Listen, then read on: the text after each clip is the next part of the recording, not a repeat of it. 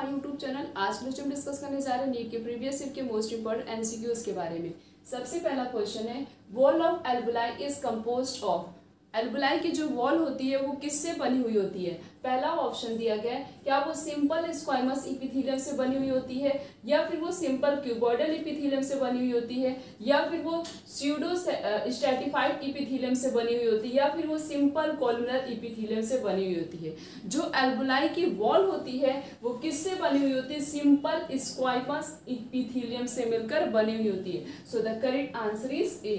The next question is, in human lungs are divided into a lobes. Human lung के पास कितना lobes present होता है? हमारे पास दो लोब्स प्रेजेंट होते हैं, दो लंग्स प्रेजेंट होते हैं, और दोनों लंग्स में हमें ये बताना है कि एक लंग में कितना लोब्स होता है और दूसरे लंग में कितना लोब्स होता है। पहला ऑप्शन है 3 राइट, क्या 3 जो है राइट में और 2 लेफ्ट में, या फिर दूसरा ऑप्शन क्या दिया गया है कि 2 राइट में और 3 जो है लेफ्ट में प्रेजेंट होते हैं, या फिर जो है 2 राइट में और 2 लेफ्ट में, या फिर 3 राइट में और 3 लेफ्ट में प्रेजेंट होता है।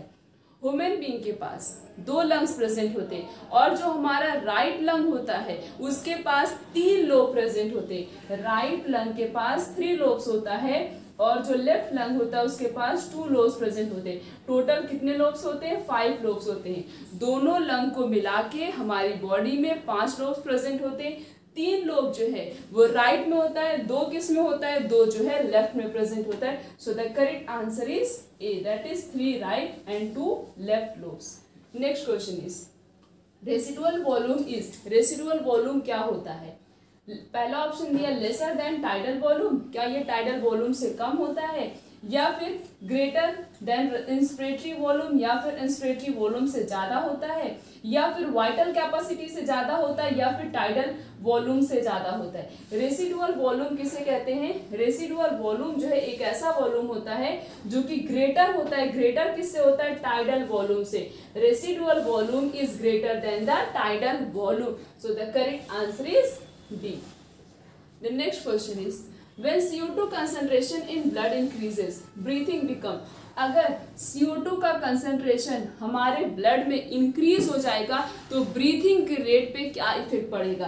पहला ऑप्शन दिया है there is no effect on breathing, क्या ब्रीथिंग पे कोई भी इफेक्ट नहीं पड़ेगा, या फिर ब्रीथिंग रेट जो होगा वो स्लो होगा, पहले स्लो होगा फिर जो है डीप हो जाएगा, या फिर ब्रीथिंग रेट जो है वो फास्ट हो जाएगा, या फिर स्लो होगा बहुत स्लो हो जाएगा, फिर मतलब बहुत ज्यादा स्लो हो जाएगा, फिर उससे भी ज्यादा स्लो हो जाएगा। ब्रीथिंग रेट, अगर CO2 का कंसंट्रेशन हमारी बॉडी में मीन्स हमारे ब्लड में इंक्रीज हो रहा है तो ब्रीथिंग रेट क्या होगा? वो भी इंक्रीज हो जाएगा, फास्ट हो जाएगा। CO2 जो है वो ऑक्सीजन के कंपैरिजन में कार्बन डाइऑक्साइड हीमोग्लोबिन से जल्दी बाइंड करता है। तो जब कार्बन डाइऑक्साइड बहुत तेज बाइंड करते जा रहा है हीमोग्लोबिन से, तो हमारी बॉडी में ऑक्सीजन की डिफिशियंसी हो जाती है, और जब ऑक्सीजन की डिफिशियंसी हो जाती है तो हमारी बॉडी क्या करती है? ऑक्सीजन की डिमांड करती है। जब हमारी बॉडी ऑक्सीजन की डिमांड करेगी तब क्या होगा? ब्रीथिंग रेट फास्ट रहेगा, हम लोग बहुत फास्ट ब्रीथ करेंगे। तो जब CO2 का कंसंट्रेशन अगर हमारे ब्लड में इंक्रीज होता है तो ब्रीथिंग रेट भी क्या होगा? इंक्रीज होगा। So the correct answer is सी।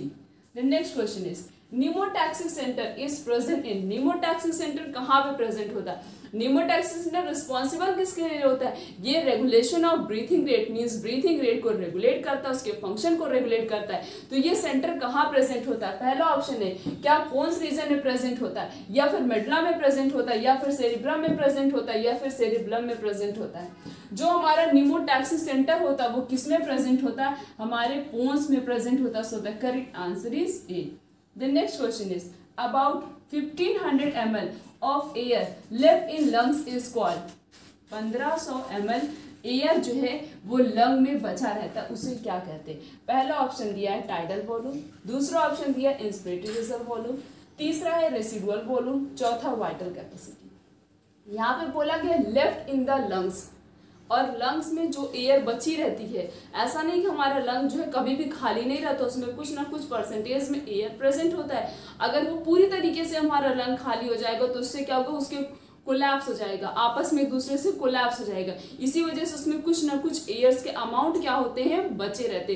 तो जो एयर लंग में बची रहती है उसे क्या कहते हैं? रेसिडुअल वॉल्यूम कहते हैं। तो रेसिडुअल वॉल्यूम कितना होता है? कम से कम 1500 ml। तो 1500 ml जो है एयर हमारे लंग में बचा रहता है। So the correct answer is C, और उसे क्या बोलते हैं, residual volume. Then next question is volume of air inspired और expired with each normal breath is called, means normally breathe करना, इन लेना मीन्स इन करना, फिर आउट करना, एक्सहेल करना, इनहेल करना, इसे क्या बोलते हैं। पहला ऑप्शन है, क्या उसे इंस्पिरेटरी कैपेसिटी बोलते हैं, या फिर उसे टोटल लंग कैपेसिटी बोलते हैं, या फिर उसे टाइडल वॉल्यूम बोलते हैं, या फिर उसे रेसिडुअल वॉल्यूम कहते हैं। जो नॉर्मल ब्रीथिंग मीन्स हम ले रहे हैं, इनटेक कर रहे हैं, फिर उसे बाहर निकाल रिलीज कर रहे हैं, एक्सहेल इनहेल कर रहे हैं, इसे क्या बोला जाता है, इसे बोलते हैं टाइडल वॉल्यूम। क्या बोलते हैं, tidal volume. So the correct answer is C. Which instrument help in clinical assessment of pulmonary volume, ऐसा कौन सा इंस्ट्रूमेंट है जिसका यूज किया जाता है पल्मोनरी वॉल्यूम को मेजर करने के लिए। फर्स्ट ऑप्शन इज स्फैग्मोमैनोमीटर, स्फैग्मोमैनोमीटर का यूज किया जाता है ब्लड प्रेशर को मेजर करने के लिए। दूसरा ऑप्शन दिया है स्टेथोस्कोप, इसका यूज किया जाता है टेम्परेचर को मेजर करने के लिए। तीसरा ऑप्शन दिया है स्पायरोमीटर। चौथा ऑप्शन दिया इलेक्ट्रोकार्डियोग्राफ, इलेक्ट्रोकार्डियोग्राफ का यूज कहाँ पे किया जाता है, हमारे हार्ट के फंक्शन को मेजर करने के लिए, मीन्स उसको देखने के लिए हमारा हार्ट प्रॉपरली फंक्शन परफॉर्म कर रहा है कि नहीं परफॉर्म कर रहा है। उसके बाद बचा क्या, स्पायरोमीटर, तो स्पायरोमीटर का यूज कहाँ पे किया जाता है, पल्मोनरी वॉल्यूम को मेजर करने के लिए। So the correct answer is C. The next question is about 97% of oxygen is transported by RBC, कम से कम 97% ऑक्सीजन जो है कौन ट्रांसफर करता है, हमारा रेड ब्लड सेल करता है। बाकी जो बचा 3% उसको कौन ट्रांसफर करता है। पहला ऑप्शन है डिजॉल्व इन प्लाज्मा, प्लाज्मा करता है, मतलब प्लाज्मा के अंदर डिजॉल्व होता है, फिर वो ट्रांसपोर्ट करता है, या फिर जो है लंग्स की हेल्प से होता है, या फिर जो है सेल की मेम्ब्रेन की हेल्प से होता है, या फिर माइटोकॉन्ड्रिया में, ये 3% जो है उनकी हेल्प से जो है ट्रांसमिशन होता है। 97% oxygen is transported by the RBC and remaining 3% is transported by the plasma. So the correct answer is A. The next question is oxygen dissociation curve shift to right, अगर जो ये oxygen dissociation curve हमने breathing वाले में पढ़ा है, उसमें जो उसका कर्व बनता है ऑक्सीजन डिसोसिएशन कर्व, अगर वो शिफ्ट हो जाए राइट साइड में तब क्या होगा। क्या पार्शियल प्रेशर ऑक्सीजन का डिक्रीज हो जाएगा, या फिर पार्शियल प्रेशर कार्बन डाइऑक्साइड का डिक्रीज हो जाएगा, या फिर पीएच बढ़ जाएगा, या फिर टेम्परेचर घट जाएगा। जब ऑक्सीजन डिसोसिएशन कर्व अगर जो है वो राइट साइड शिफ्ट हो रहा है तब क्या होगा, पार्शियल प्रेशर, किसका पार्शियल प्रेशर, ऑक्सीजन का पार्शियल प्रेशर डिक्रीज हो जाएगा। सो the correct answer is A.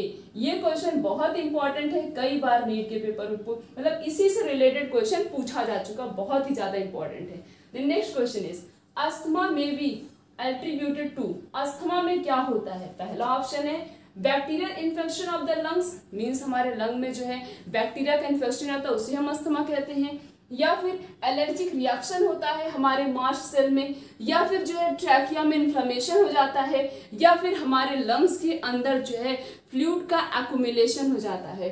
Asthma में होता क्या, अस्थमा एक प्रकार का एलर्जिक रिएक्शन होता है। एलर्जिक रिएक्शन होता है, इसमें क्या होता है, इसमें मास सेल पे इफेक्ट पड़ता है जिससे ब्रीथिंग में प्रॉब्लम होती है, मीन्स हम प्रॉपरली ब्रीथ नहीं कर पाते हैं during asthma. So the correct answer is B. The next question is which of the following factor can affected the rate of diffusion of the gases, ऐसे कौन कौन से फैक्टर हैं जो कि इफेक्ट करते हैं, किसको इफेक्ट करते हैं, diffusion of gases, means gases जो है ट्रांसमिशन जो गैसेस का हो रहा है वो कौन कौन से फैक्टर के ऊपर डिपेंड होता है। पहला ऑप्शन है thickness of membrane involve in diffusion, membrane की थिकनेस पे भी डिपेंड होता है, मीन्स मेम्ब्रेन की जो थिकनेस है वो थिक है कि थिन है इस पे भी डिपेंड करता है। थिक होगी कैसे डिफ्यूज होगा, थिन होगी तो किस तरीके से डिफ्यूजन होगा, तो मेम्ब्रेन की थिकनेस पे भी डिफ्यूजन क्या होता है, डिपेंडेंट होता है। और गैसेस की सॉल्युबिलिटी, मींस कौन सा ऐसा गैस है जो प्रॉपरली सॉल्युबल हो रहा है, कार्बन डाइऑक्साइड की ऑक्सीजन, इस पे भी डिपेंड होता है। और प्रेशर क्या है गैसेस का, उस पे भी डिपेंड होता है। मींस ये जो 3 फैक्टर होते हैं इस पे जो है rate of diffusion of gases जो है ये इफेक्टेड होते हैं, डिपेंडेंट होते हैं। So the correct answer is D, that is all of these are correct. Next question is chorionic disorder in the alveolar wall are damaged due to which respiratory surface is decreased. One of the major cause of जो मतलब वो एल्बुलाई की wall जो है वो धीरे धीरे damage हो जाती है और जिसकी वजह से रिस्पिरेशन रेट जो है वो डिक्रीज हो जाता है। ऐसे मतलब वो सिगरेट की स्मोकिंग करने से ऐसी प्रॉब्लम होती है। तो उस डिजीज को क्या कहते हैं? पहला ऑप्शन है अस्थमा, दूसरा इम्फाइसीमा, तीसरा ब्रोंकाइटिस और चौथा है फिब्रोसिस। उस डिजीज को बोला जाता है इम्फाइसीमा। इम्फाइसीमा में क्या होता है? एल्बुलाई की जो वॉल होती है वो डैमेज हो जाती है। जब एल्बुलाई की वॉल डैमेज हो जाती है सिगरेट की स्मोकिंग करने से, तो इससे क्या होता है, जो रिस्पिरेशन रेट है वो भी डिक्रीज हो जाता है। So the correct answer is B. ये भी क्वेश्चन बहुत इंपॉर्टेंट है, ये भी क्वेश्चन कई बार नीट के पेपर में पूछा जा चुका है। Next question is blood group are controlled by antigen which are present. Blood group जो है इसको कंट्रोल कौन करता? हमारा एंटीजन करता। हमारी बॉडी में बहुत सारे एंटीजन प्रेजेंट होते हैं, तो वो एंटीजन मतलब ब्लड ग्रुपिंग का जो एंटीजन है वो कहाँ पे प्रेजेंट होता है? पहला ऑप्शन है क्या प्लाज्मा में प्रेजेंट होता है, या फिर आरबीसी मेम्ब्रेन में प्रेजेंट होता है उसकी सरफेस पे, या फिर वो रेड बोन मैरो में प्रेजेंट होता है, या फिर जो है WBC मेम्ब्रेन के सरफेस में प्रेजेंट होता है। Blood group are control by antigen which are present in. Blood group को कौन कंट्रोल करता है? एंटीजन कंट्रोल करता है। और वो प्रेजेंट कहाँ पे होता है? आरबीसी मेम्ब्रेन पे, मींस रेड ब्लड सेल के मेम्ब्रेन पे प्रेजेंट होता है। So the correct answer is B. तो हमने इस पूरे लेक्चर में नीट के प्रीवियस ईयर के मोस्ट इंपोर्टेंट एमसीक्यूज के बारे में डिस्कस किया।